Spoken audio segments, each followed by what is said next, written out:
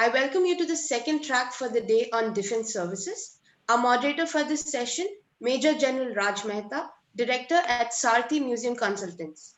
He is a retired army officer who has a master's degree in English from Punjab University and in defense studies from Madras University, and also an MPhil in UN peacekeeping studies with reference to India, and have a second MPhil from the National Defense College, Delhi. He have instructed the National Defence Academy, Pune, and the Defence Service Staff College, Wellington, Nilgiris, Tamil Nadu. He has also authored the book Lost Victory on LTTE and its late leader, Prabhakaran. He has he has edited multi-volume encyclopedias on nuclear non-proliferation, ballistic missiles, and terrorism law. He have also written chapters and articles in several peer-reviewed books. He have been honored twice for war zone service in Kashmir Valley by the President of India. In his interaction, he focuses on coping with failure, personality, and leadership development, maximizing one's potential, values, and ethics, respecting women as equal but different, and on preserving our environment. From 2013 to 2017, he was involved with providing research content and its gallery depiction, along with his team of bright young battlefield archaeologists working from the Punjab government at the Punjab State War Heroes Memorial and Museum, Amritsar. The facility spread over 8 galleries and 7 acres and was inaugurated by the then CM of Punjab, Mr. Prakash Singh, in October 2016 in front of an international audience. He and his team, identified as Sarthi Museum Consultancy, a registered entity since Jan 2018, and have immediately collaborated with leading veteran museum makers EDC Bangalore with deep research and gallery design from June 2018 to June 2019 to create India's biggest niche war museum, the Madras Regiment Centre Museum at Wellington, Nilgiris, inaugurated on the schedule by the Governor of Arunachal Pradesh in April 2019. So it's an honor to have you, sir, and we welcome you to this session. Our remaining, our remaining panelists for the session are Deepak Sebastian, Managing Director, AMADO Tools, Dr. S. Uma Maheshwar Reddy, Director, DRDO Laboratory Microwave Tube Research and Development Center, Wing Commander Sunil Matthews, and Chirag Shetty, student, Dayanand Sagar Business Academy. General Sir, over to you, sir. Good morning, ladies, gentlemen, professionals, anybody else of any other category who may be listening. It's a great honor to be facing you. My first experience actually, so if you see me fumbling here or there, please laugh it off. Don't take it too seriously. The military is about Naam, Namak, Nishan, honor, integrity, flag. Okay. We live for this. We are quite willing to die for this, in service and outside of service. And the number of experiences that I've had, and certainly Wing Commander Matthew, things that have been known to the DRDO because they prepare us for war, in a manner of speaking, by giving us equipment and wherewithal to fight. These things are very important for a soldier to be focused on Naam, Namak, and Nishan. Another thing that we emphasize is that there is God inside all of us. This is what Gautam Buddha said many, many years ago. Vivekananda repeated it in 1893 in Chicago. And this is something all of us believe in. If you wish to excel, you simply have to order yourself, not the rest of the world. You will probably go on the track of excelling. Let me give you 2 or 3 examples from the military that you might find relevant. The first example is that of Captain Vikram Batra. He was suffering from a temperature of 104 degrees centigrade. He was tired, exhausted, hadn't shaved for 2 months. But at 17,000 feet, you can't really shave the way you would like to. He was a dude, but at that height, he was facing war. This is when Barkha Dutt, a television journalist, interviewed him and asked him, "Why are you going up this huge mountain? You are sick. You should be in hospital." you've already been awarded a Mahavir Chakra. And this man turned around and said what all of us have heard and delighted over, respected and saluted. He said, Barkha, ye dil mange more. Next morning at 5:30, in leading his men up to attack a feature called 4875, he was shot in the chest, in the head, and he fell, saving the life of another soldier. He was the embodiment of Naam Namak Nishan. His fiancée is a teacher. She was in love with him. They were in love with each other. He wanted to marry him, but his twin brother had to call her up on the morning of 6 July 1999 to say, "Behan, maaf karna, Vikram guzar gaya, मरणोपरांत हो गया, परमवीर चक्र हो गया, वो नहीं आएगा." Women are so strong, so very strong, that that girl has not married. He lives in her mind and will live forever. Women are strong, men are strong. Both of them serve in the Indian Armed Forces and with honor, integrity, and character. Let me give you another short example. A lieutenant who writes a letter to his mother half an hour before he is to die. He tells his mother, Ma, this letter is available on the internet, can be accessed by anybody. Lieutenant Vijayan Thapar. He writes to her, Mama, mera time ho gaya hai. My friends, the dirty dozen awaits me. They are gesturing at me, come up, come up, come up. And I must go. But in going, I must say goodbye to you, Mama. We will meet sometime again. Say goodbye to my fiancé. He took her name. I won't. You must respect women. And he says, Mama, you know I loved her. I loved her so desperately. Maybe in my next life I will marry her. And then he says, say goodbye to Ruxana. Ruxana was a young girl, Kashmiri girl of 4, whose parents had been shot in front of her and him by terrorists. And she had hugged him and called him Chachu. And since then, he had brought her up with chocolates, love, affection, and humanity. So he tells his mother, look after her for life, Mama, get her married, make sure she is cared for, and start giving her 50 rupees a month. This was in July 1999. 30 minutes later, he had been shot through his right eye, and as he fell, he said, Kam pura karna, ensure the feature is captured. That feature of 3 pimples was captured. He died. He can never die. Vikram Batra can never die. And my last example before I request my panelists, respected panelists to participate, a young woman, a captain called Devika Gupta. Today she is a lieutenant colonel. She's married to a wonderful super specialist. She's a super specialist herself. She is a very strong woman. She was stronger than I was.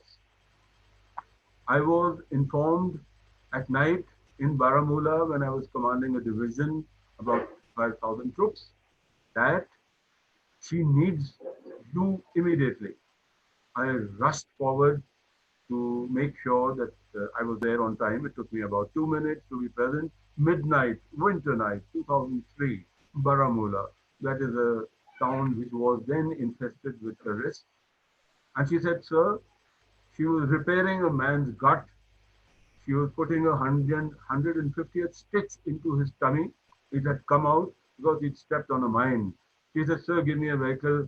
I must rush into Srinagar, 60 kilometers away. I was terrified. I was elder. She had 2 years service. I had 30 years service. I said, look, I'll give you a protected vehicle in which you can go safely. She looked up at me and said, sir, no, I need an open vehicle. I must give him a drip to save his life. I disagreed. I said, no, you don't have the experience. Follow my orders. She gave me a look. I think all married men, most men actually, understand that when a woman gives a special kind of a look, they had better beware. I understood I had overstepped my authority. She finished her stitching. She took off her bloody gloves. She was wearing a sari. She looked to me as if she was over 6 feet tall. She was actually 5 feet 3. And she walked up to me and saluted me and said, "Sir, who's the general?" I said, "What's wrong with you? I am the general." She said, "Yes, I know that. And by the way, who's the doctor?" I said, "Oh, ma'am, I'm sorry." She told me, "Sir, I think you should be ashamed. You are interfering in a job of which you have no knowledge. If this man dies, I'll hold you responsible. Otherwise, let me go. I am 6 months pregnant. I have my husband. You know all of that. You met us socially. Don't interfere. Let me do my job." I let her do her job. She traveled those 60 kilometers. One of the vehicles broke down. She changed the vehicle, reached the hospital, joined in the operation, called me up at 6 in the morning and said, "Sir, operation done, life saved. I have my pregnancy test, second trimester test. Can I go for half a day?" It was a Sunday. I allowed her to go for the full day. The next day, she was awarded by Chief of the Army Staff for gallantry and bravery under fire. So, my audience, especially young men and women, we are a great setup. We have protected India since eternity, regardless of what may be happening on our borders at the moment, and a little bit is happening. We are up to it. There were times when we were found wanting, those times are past. Today, we will defend India with blood, sweat, toil, and tears. And remember, Naam, Namak, Nishan. Would I now request Sunil to please take on from here and talk a little bit about his experiences and our interaction with industry. Sunil, take over. Thank you. Good morning, everyone. I'm retired Wing Commander Sunil Matthews. Okay, I'm basically from the aviation related things, aeronautical engineering. That's what I was doing in the Indian Air Force. And I have 24 years of experience there with the Indian Air Force. Now, regarding forces, when I say, like General Mehta said, it's an interesting area, and probably that you don't get to feel the same experience in any other industry. Like that is a place where you end up doing everything. Whether as an engineer, I do almost the administrative jobs,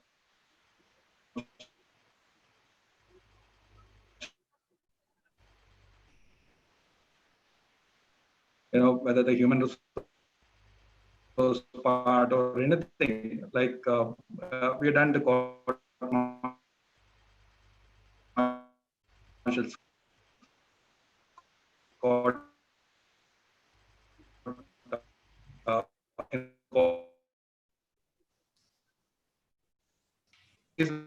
where you also get to.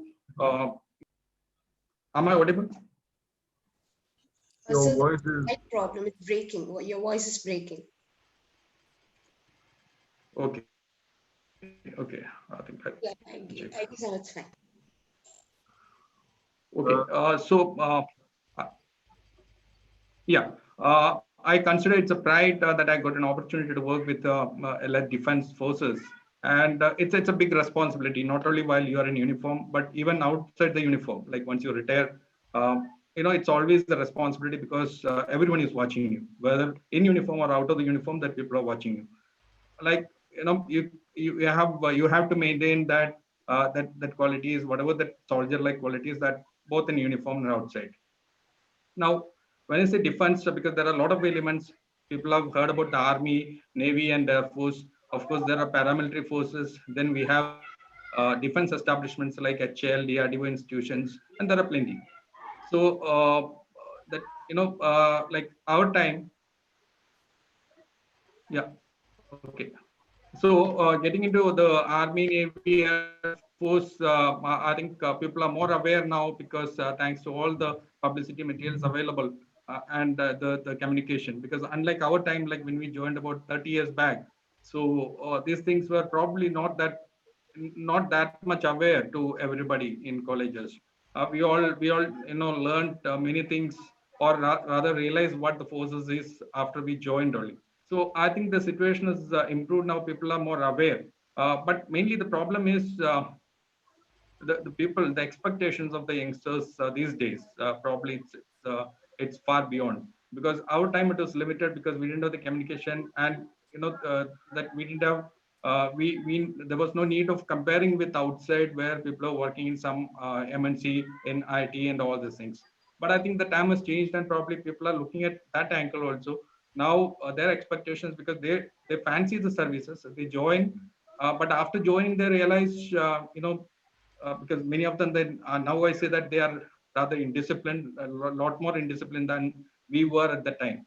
So probably that is the right kind of training is, or the guidance is not given at the college level.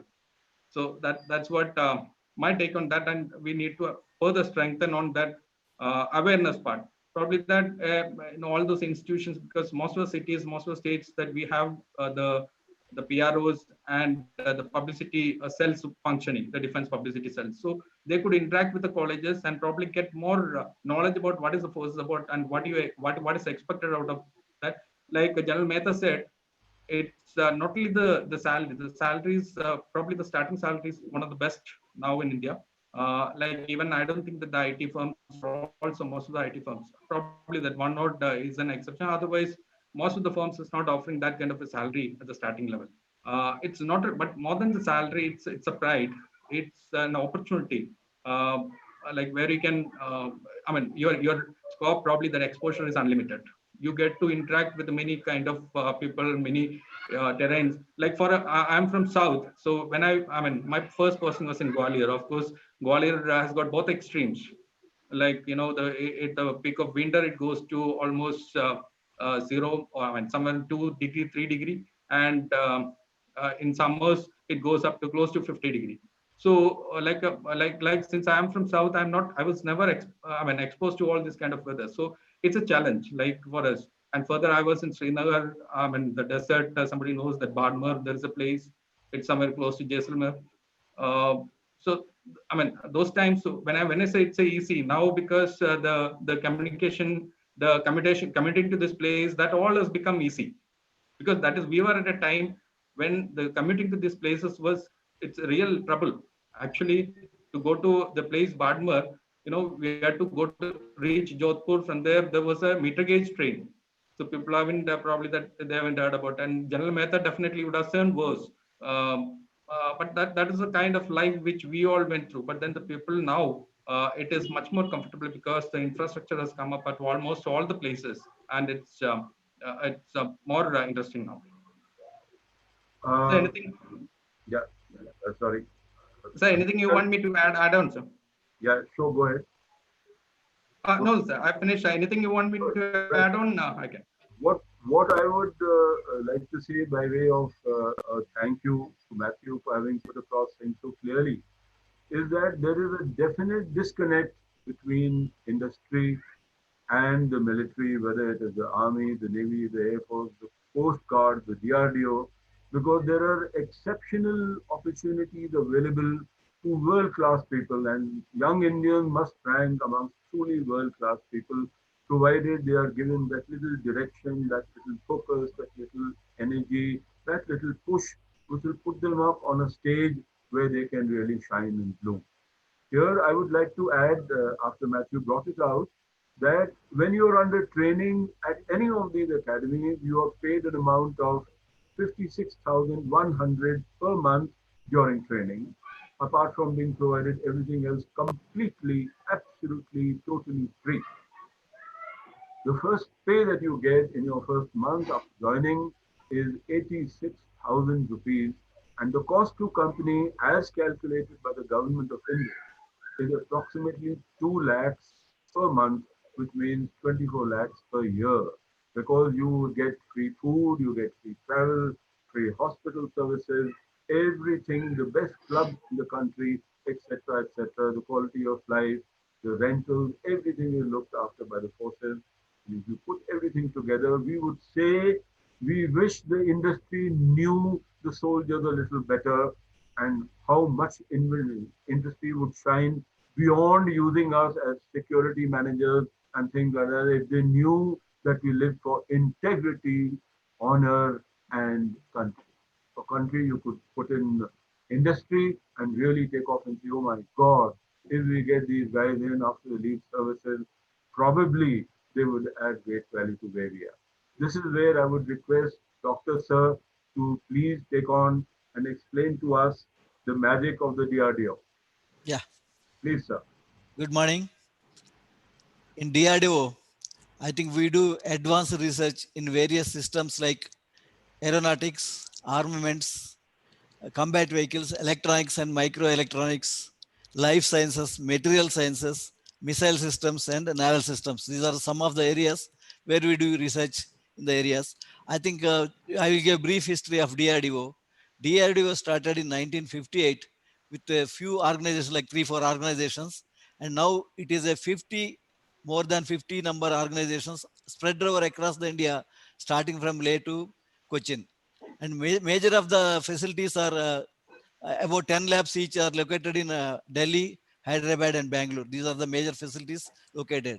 And coming to the products, I think some of the products, like at least there are hundreds of products that have been brought out by DRDO, but some of them to highlight, I think LCA fighter aircraft, Arjun tank, and number of missiles. I think father of the missile technology, Dr. Abdul Kalam, is instrumental in bringing out these missile systems to India. And now I think more than about 20 types of missiles have been developed, including Agni, Prudhvi, BrahMos, Akash, and various surface-to-air missiles, and to name a few. And apart from this Arjun tank, and now they are working on the advanced advanced tanks also. And similar to that, electronic side, we have got state-of-the-art radar systems being developed, including the phased area radars, which is the latest to in the array of radars. I think these are the high end of technologies where DRD is contributing a lot towards the establishing the facilities and providing the items to the services. Coming to the my organization is a microtube research and development center. I think microtubes, I think many of you might have heard, it is a RF amplifiers basically, which generate few watts of power to gigawatts of power. The purpose of these microtubes, if you see, we use them in radars as a source, and EW systems, and missiles seekers. And now the latest area where we are working is the directed energy weapons, where gigawatts of power is generated, which can be radiated against the electronics of enemy and kill the electronics of enemy. I think this is one of the very challenging task what MTRDC has taken up recently. The advantage of this, you can see, RF signals are radiated against the enemy electronics. That means, unlike the kinetic weapons is depends on the uh, what the force we are releasing the armament. That means it is a finite speed, whereas RF is travels with the speed of light. So the effect is instantaneous. So because this is the biggest advantage, of course there are a lot of challenges to meet this requirement. I think just now we have started working in this area. Coming to this, all the DRDO activities, if you can see, they are very, very challenging. I think the sky is the limit for the persons who is working in this area. There is a lot of research going on, including the advanced materials. This is one of the features. Whatever is required for, say, for example, the Agni missile, when it's launched, it goes to outer this thing is a stratosphere and comes back to the atmosphere. Then the temperature of the shield is going to be very high. It has to withstand the temperature. So the materials, nobody is going to give the materials to us. We have to develop our own materials. One of the labs in Hyderabad is a DMRL. They are developing these materials. Like that, there are various technologies that are required. For example, the microtubes, what we are having, it requires vacuum technology, ceramic technology, high voltage engineering, magnetics, like that. If you say anything, there are number of technologies required, and these are the very, very high advanced technologies being used in the DRDO. We are in the background of the things. I think that's why maybe many of the people doesn't know about what work, research work is going on in DRDO. I think with this, I think as General already told, the starting salaries is about 60,000 rupees for engineering graduates. The entry level for them is called scientist B. Apart from that, we take diploma holders and degree holders for the other jobs like technicians and stores like this. So the starting salary, minimum salary, we can say about 40,000 rupees they get entry level. And engineering degree holders, they get about 60,000 minimum salary.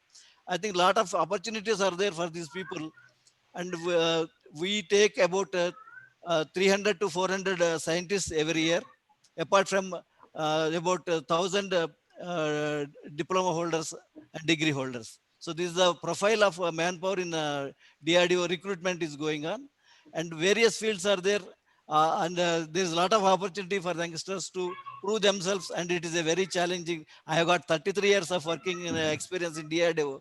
I feel, and I say proudly say, it is a challenge experience working in DRDO. I request all the youngsters opt for this field wherever you are interested in the working in this area. Thank you. Thank you, Dr. Reddy. You've been very forthright in explaining what the DRDO is all about. But there are areas where one feels that perhaps a little more push could be given. Yeah. For instance, in terms of the aircraft that you're producing Yeah. and the final version of the Arjun tank, one hopes and looks forward to better and faster products coming in with brilliant new brains engaged in the new technologies where they can deliver in a revived DRDO in a manner that the country expects, particularly with the borders being so active all around. This is Yes. where I would like to get back to Wing Commander Sunil and request you, sir, with your experience of industry, do you think the new technologies that are emerging all over, particularly in the military and in the space, do you see a coterminus between the two? Can toppers from the current civil world actually find direct induction, particularly in the Air Force, Navy, Army, where new technologies are actually saving us so much of wherewithal and making us fight better and fight smarter? Could you please add a few words on this, Sunil? Wing Commander Matt. Yes, sir, sure. Yeah. Yeah, sir. So this is definitely the technology is actually changing the entire I was in Air Force. I can say that what Air Force was around 20-25 years back is not the same now, because the technology has like made it, actually we call it a force multiplier, because the technology itself is a force multiplier. Like you can now we can fight from anywhere. Like the US, for example, they are technologically far superior, so they are actually controlling operations, they are doing operations in Gulf. The entire thing is being controlled from US. So that's the state of, like, we have got the integrated platforms which has come up thanks to DRDO. We have got many platforms, even the missile systems. Now it's actually it's every day it's developing. The new things are coming up. The communication what we had earlier, the communication, for example, so we had that. People must be finding it funny that we had that land wire which is running. Sir must be knowing it. Yeah. Must be knowing it, because everywhere, even in the change now, we have got almost what you have. The digital communication is taking place. I mean, like Air Force, we had the mobile, and directly I could call any person sitting on mobile. We could have the data communication, so that the communication has actually enabled us to do all actions fast. And the security is another part, because the security also a lot of technological development is happening, so that all these platforms definitely it acts as a force multiplier. Even it's the same for Army, Navy, Air Force, all the forces. We have systems which is quite capable now. We can actually boast of taking on any enemy. Let it be any enemy that we can take on, because that is where the technology comes from. Thank you so much. Deepak, could you please elaborate further on this issue, because it is very, very critical for us to be in a position that we look at new technology in a way that we can advance our interest much further and keep our manpower preserved to the extent possible that new technology gives us permission to do that. Please go Yes, ahead. sir. Good morning, everybody. I'll just give a brief where we are from. Basically, I'm a mechanical engineer. We are in the precision engineering industry. The industry was started by my father in 1980, more than 40 years back. and he's also a mechanical engineer. And my brother joined us. He's being a production engineer. So it's a family-run concern, and we have got 3 units spread out in Bangalore, Hosur, and in Kerala, and we have got a unit in Hyderabad as well. Basically, so we actually started off with general engineering. Then we started supplies to ISRO, and from there we got into DRDO. And DRDO, one of the critical parts which we started supplying was solenoid valves for the missile systems. It is in Hyderabad, RCI, we supplied these valves. It was initially being imported, and we were able to indigenize those solenoid valves. So during this time, there was a critical requirement that came up. This happened because we conducted the nuclear testing, Cochrane 2, that happened. And all of a sudden, a lot of key technologies like which was being imported from US and European countries. One, for example, servo valve and all, was under embargo. So these servo valve and actuators are key systems which are required flying jets. It's a missile or an aircraft or even a spacecraft for ISRO. And the servo valve is actually manufactured only by a handful of companies, I mean, 3 companies in the world. And all the 3 companies are situated in the Western world, like Europe or US. And under the embargo, this technology was denied to India. And it became imperative we develop it at any cost. So this is the time Dr. Abdul Kalam was there for the scientific advisor, and he made it critical that we develop in our country this particular valve. Otherwise, all our key programs like missile program and our LCA and even our PSLV, GSLV, all was getting affected, and we were depending on these companies from abroad. So we had developed the solenoid valve indigenized, and we were called to be a part of the team to develop this valve. And we were just one among the 5 or 6 companies that was there, and all the other companies were major companies like Godrej and L&T who were part of the team. The thing about the servo valve, it's a very small valve, maybe a little bigger than a but it's very, very critical. It has got mechanical, electrical, and very, very fine precision engineering built into it. So that is the reason why it couldn't be developed by other people. I was pretty young at that time. I'm talking about 20 years back story. We were invited to this particular thing to develop, and we jumped at the opportunity, little knowing how critical and how difficult it is. And ongoing that R&D of developing this valve, we learned a lot of things. What is 1 micron? We talk about 1 micron tolerance and all, but what is actually 1 micron? We came to realize and how difficult it is to manufacture that, and repeatability and consistently. We took up the challenge. It took us almost 2.5 years to develop it, and we were finally able to achieve that tolerance and criticality, and finally able to develop and supply the part to DRDO. And because of that development, we were able to overcome the embargo that was put on us, and we were able to go ahead with our program of the missiles, which got hindered. Our LCA program got hindered, and we played the key role in developing that servo valve in our facility here. And because of this success, we were given this National DRDO Award by Nirmala Sitaram 2 years back in Delhi. Yeah. Yeah. And again, the initial time when we started this activity, we didn't know what we're getting, and we quoted low, and we were actually losing money. But there is a fantastic set of scientists who are working in Hyderabad, who are working Saturdays and Sundays, and that is the culture which Abdul Kalam brought into DRDO when he was there. And it is still continuing. And I was really inspired to see that scientists working, because like working on Saturday, Sunday, you're not paid for that in a government organization. And it was really inspiring for a young entrepreneur to see them working.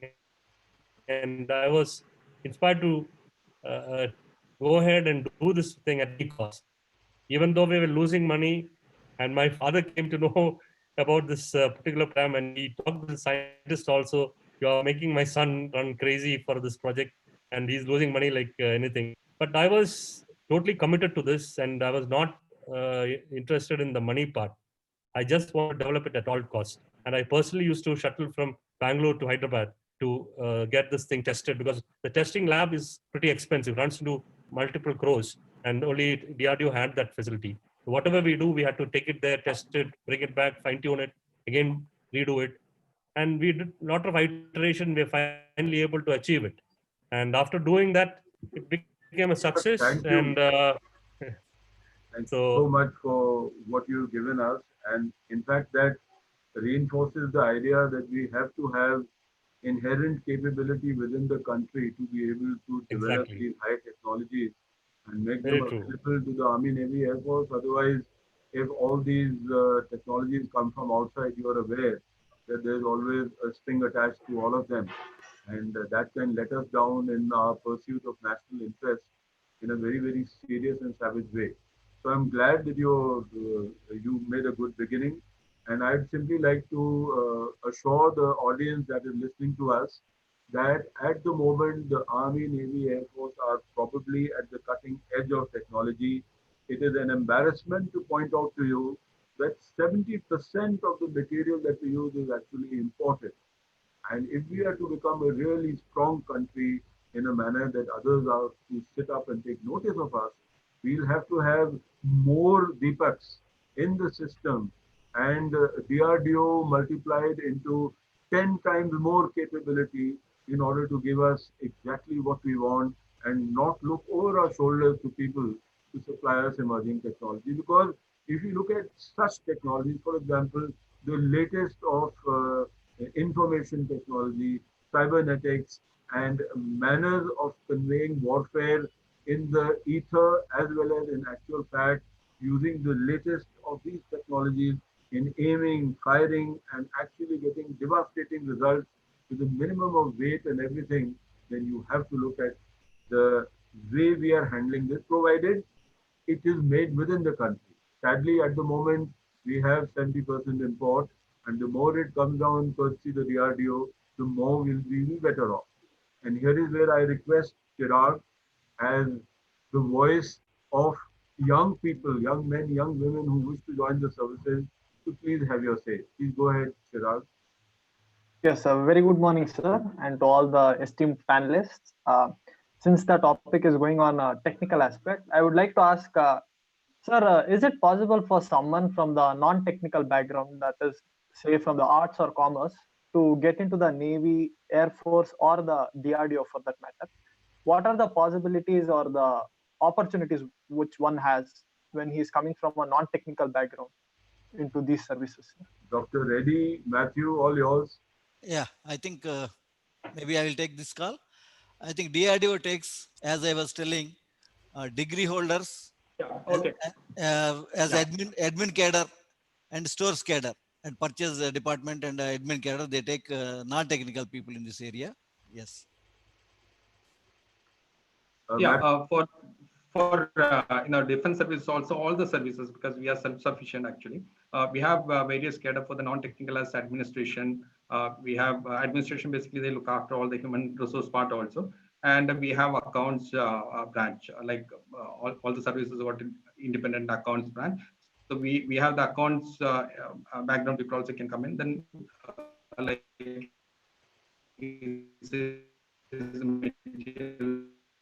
procurement, that we have called it logistic branch.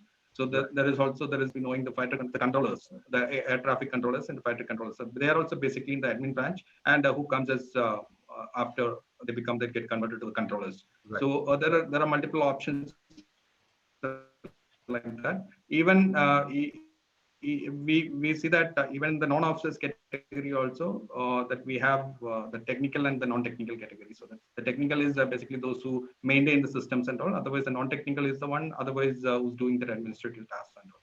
Well, thank you so much. Chirag, Yes, sir. please look at me very carefully. I am a non-tech. I am a total non-tech. I am a English honors kind of guy here. You asked me to add 2 plus Yes, sir. 2, I'd probably call it 5. but I somehow went along in the army and managed to become a major general, not a major, okay, Major major general. general, right? That is a little bit of a Yes, sir. middling rank. So you have all the hope in the world, and a handsome, smart guy like you got no issue, damn it. Not that the army caters for class or color or this or that. There is so much of bullshit. We don't, we just look at good human beings with good sparkling eyes and the ability to deliver Naam, Namak and Nishan. Okay. If you got that Yes, with sir. you, whether you work in administration or something, no issue at all. In fact, you're welcome in the army. The Air Force and the Navy will probably pick their noses and say, no, no, no, no, no, you have to have some knowledge of PCM and all of that. The army will take all, don't you worry about it. And we'll send you right up to 18,000 feet, okay? Or like, Yes, sir. Bana Singh will send you to 21,450 and try and put you up for a Paramveer Chakra if you have those kind of guts. And I suspect you do have that, right? Yes, sir. Or Pucho, ask more questions. Say Sir, more. I mean, and what is your apprehension? What is your desire? What is your dream?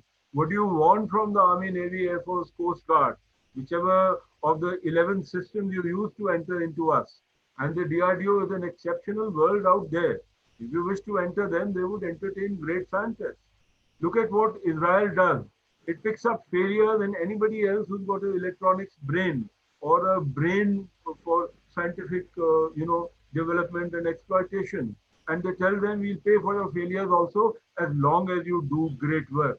I would wish, Reddy sir, if you could take this up as an option, that young people come across art, science, whatever, and deliver great work. So a small country like Israel is now the largest exporter of weapons all over the world because they don't bother about whether you're art stream, science stream, whatever stream, you must be good, you must have passion, you must have drive, and you must deliver. Right, ready, sir? Would that be Yes, all yeah, right? you're right. Yeah, you're right. There you are. God bless you. Now carry on. Chirag, go on. What are your dreams? What else do you want? sir, and one more thing I want to know is that whenever the youth or the young aspirants, when they join the services, what is the thing which their seniors or the higher officials, what do they expect from them? And what are the areas you think where the youth has to work more, sir, today so that they have a good future in their particular services? Wonderful. Well said. Well said. Matthew, you're far younger than I am, buddy. Why don't you answer that? What does the So Air Force want of him, Chirag? yeah, actually, said that any youth, because when you join services, so you should have will to learn and will to explore. Okay, so basically, the leadership qualities, it's there in each one of you, and that only the service what it does is it just gets gets polished in the leadership qualities what you have, and further whatever you require there that they will teach you, and you should have the will to learn it and apply it in the forces. Wonderful. That's it. Very well said. Anybody else would you like to add, sirs? What about you, Deepak? Would you like to add a little bit to encourage Chirag?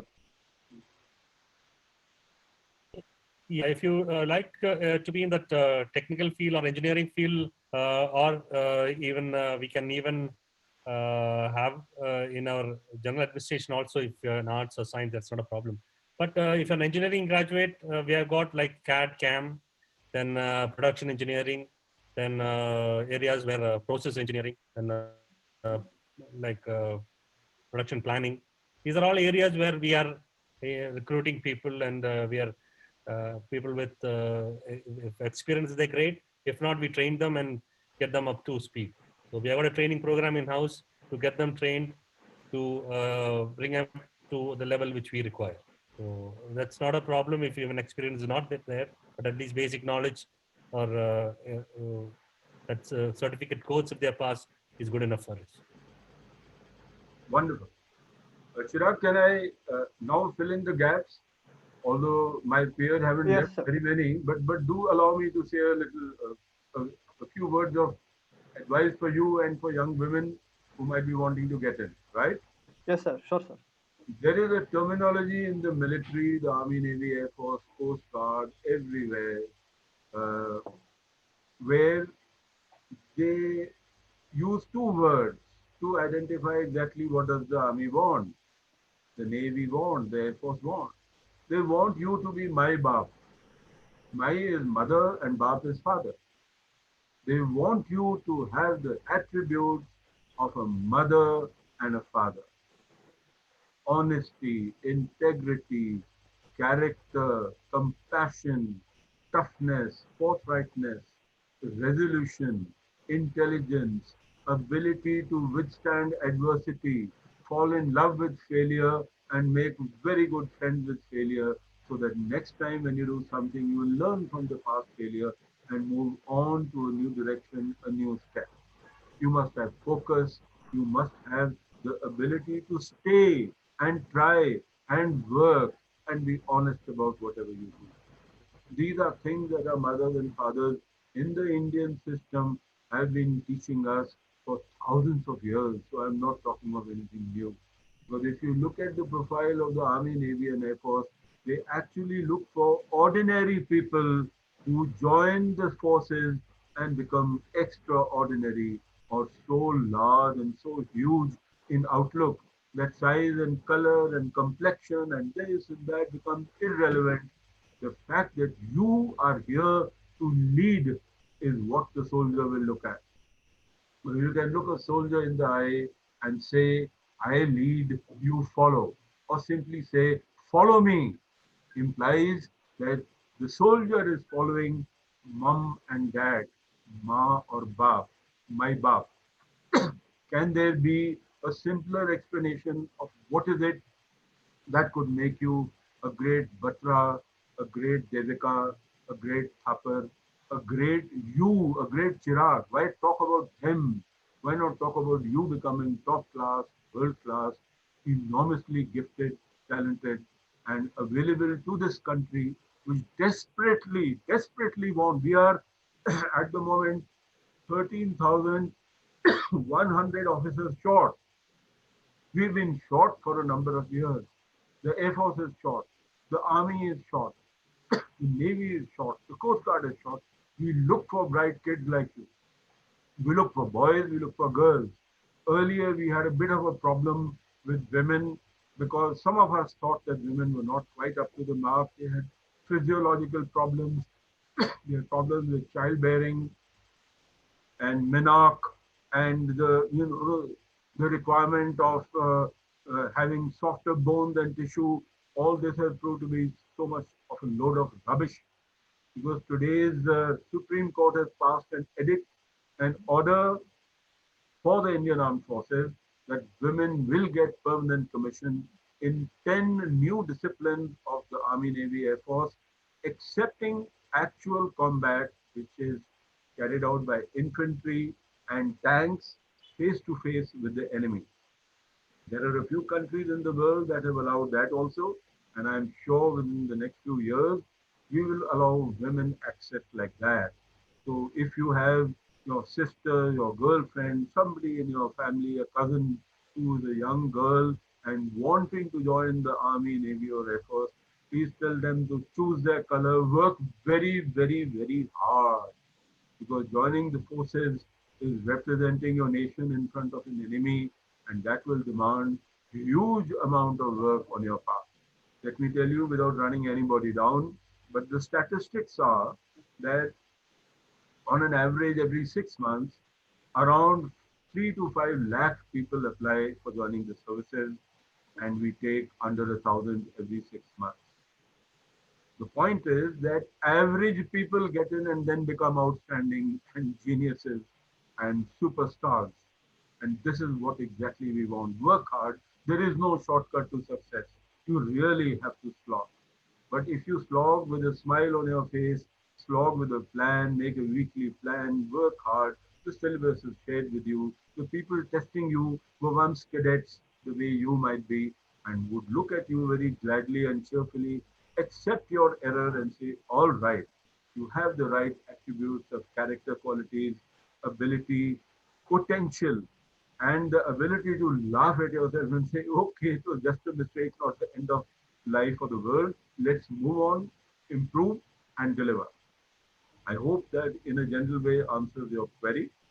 Does it? Yes, sir. But it may be time for QA. Nikita ma'am, Yes, a sir, quick we have question. time. Yes. Shubhankar, questions? Okay, so the first question is, amid this COVID situation, will DRDO be providing projects and internship opportunities for college students? Yeah, definitely we'll be providing opportunities for students. I think we take a lot of students every year. I think about 1,000 students for various internship and project activities across all DRDO labs. And also there is who has completed engineering, they can join as research fellows, and who has completed PhD, they can call research associates. So about 1,000 people every year we take in this cadre. Yeah. Thank you, sir. We have another question. What is a road to join the forces? Which training schools in our country should youth consider for defense career? Anybody? Ma'am, would you repeat the question, please? What is a road to join the forces? Which training schools in our country should youth consider for defense career? Uh, what I would say is that possibly a larger contribution to NCC, which is not available in every school and college, would be a good initiative by the concerned principal or the concerned headmaster or headmistress of a particular institution.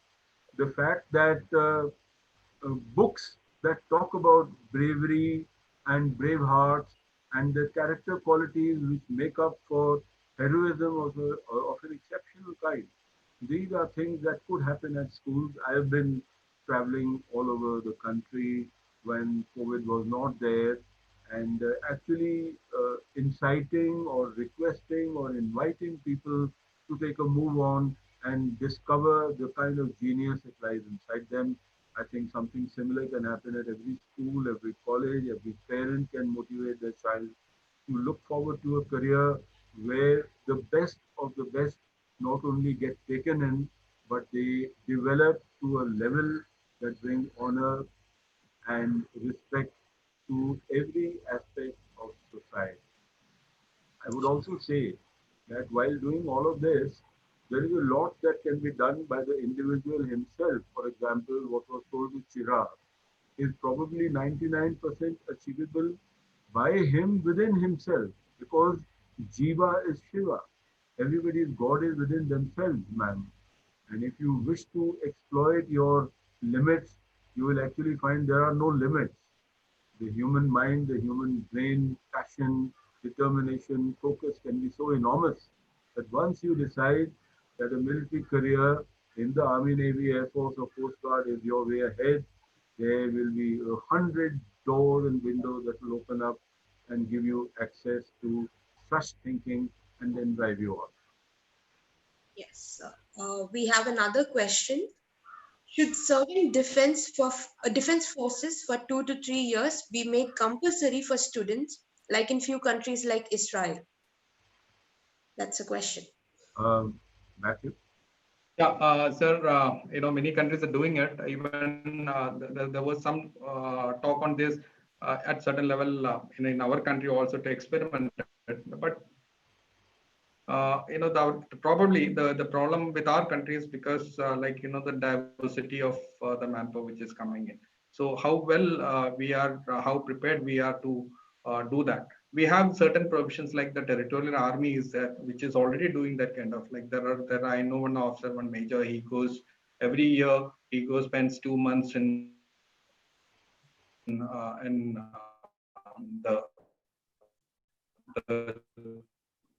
the army, and he comes to army which is doing the party that they're actually they are working only like the other kind of things making compulsory the defense employment compulsory that the government has to take a decision and probably that implement it.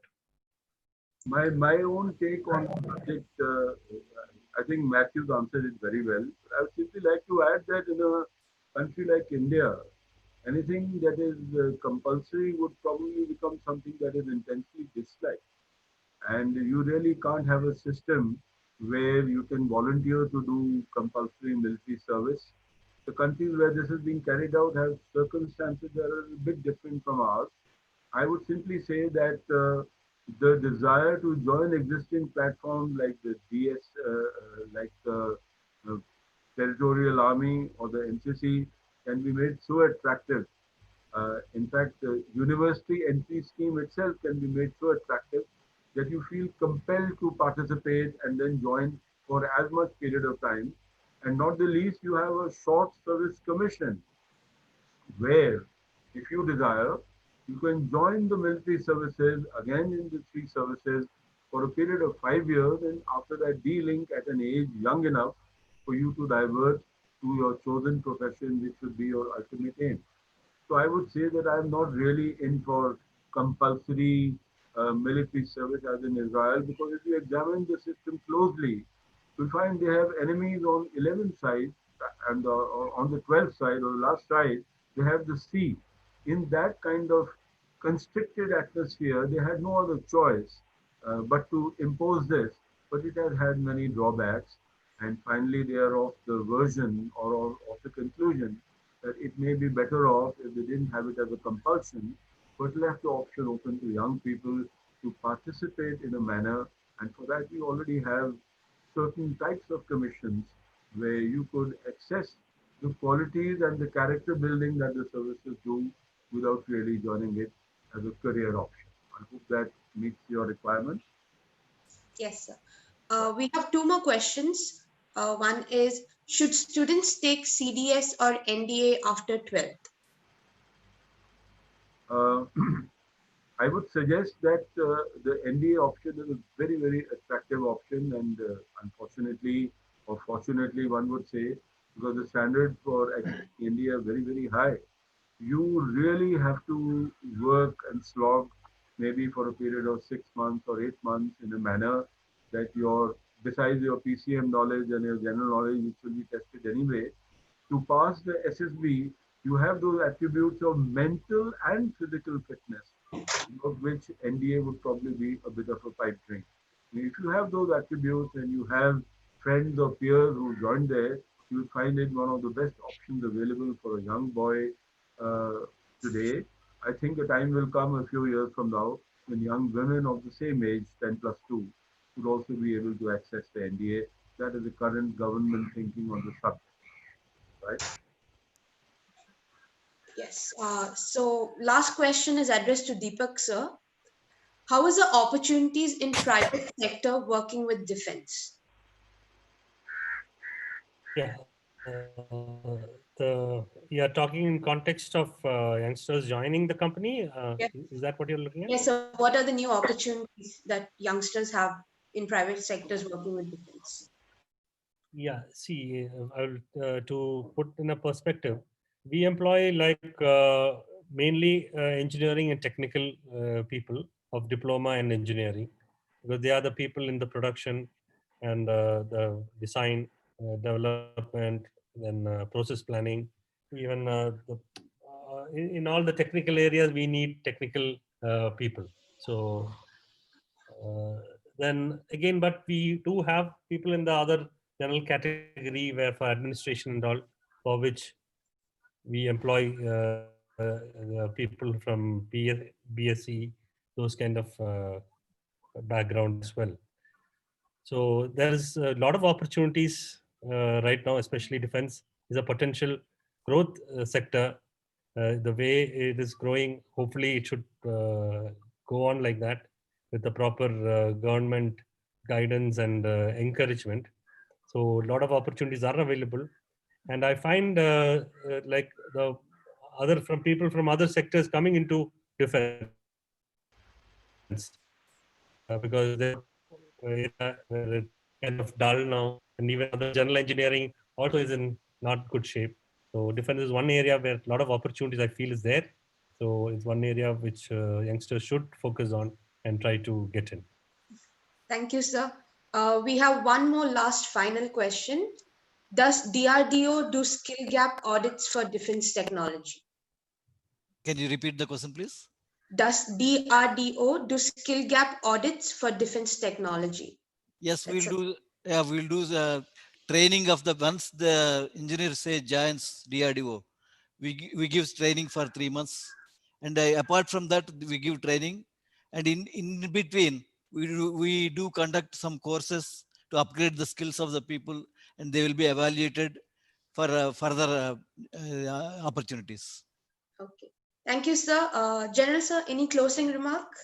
We are done. Indeed, ma'am. Yes, sir, please. It has been a matter of great honor to interact with people who are toppers by way of panelists, and of course, Nikita ma'am herself and Shubhankar.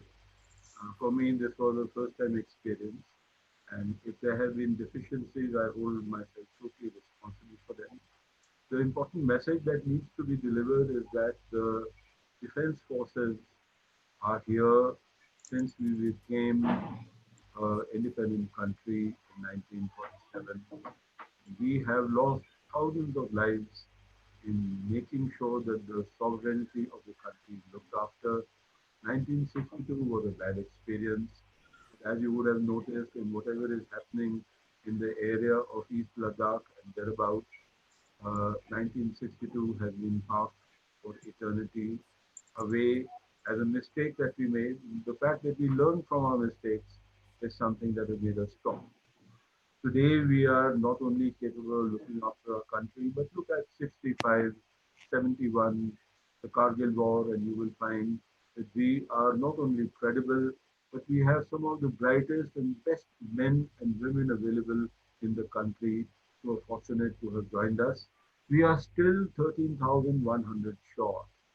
And now with women having got permanent commission in 10 new exciting disciplines, it is a matter of time before women, should they wish to, will also be available to fight face to face with the enemy, whether in tanks or in the infantry mode. That is something that Israel has tried and has obtained mixed results.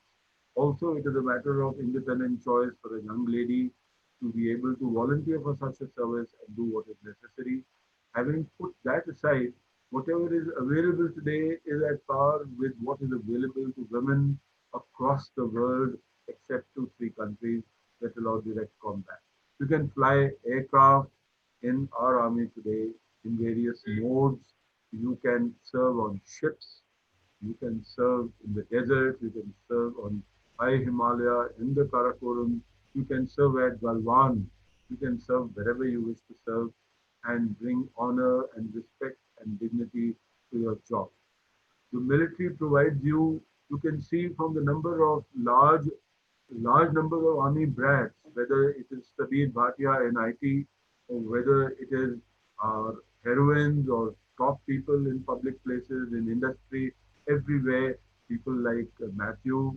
There are so many people who have not only brought value to the system, but also ensured that the children follow along their track. I would therefore, in overall sum, say if you're looking for an exciting career which offers you 24 lakhs cost to company plus your salary within your first year of service, you're looking at a good job. And let me be very practical. Today I am 74. I get a pension from the government of India, which is nothing more or less than 1 lakh rupees a month. This is how the government is paying me back for having served 40 years in uniform with the rules and regulations of warfare since the times of Mahabharat. It was there that Naam Namak Nishan was first used. We have a 5,000-year non-break of this wonderful, exciting way of saying, what do the services bring to the country? We bring Naam, Namak, Nishan, and the doers are nobody else but my Baap, whether officer, whether soldier. With that, ladies and gentlemen, on behalf of our wonderful panelists, we have finished. Nikita, thank you. Thank you for the wonderful stories and insights that you all have shared with us. Thank you, General, and thank you, panelists. Thank you so much. Thank you. Thank Thank you. you, sir, all of you. Thank you, sir. Thank you, ma'am. God bless. Thank you. Thank you. Thank you. Good day. So before I sign out, I have a few announcements to make. We have a video to be shown. So we'll be sharing the announcements after the video. Shubhankar?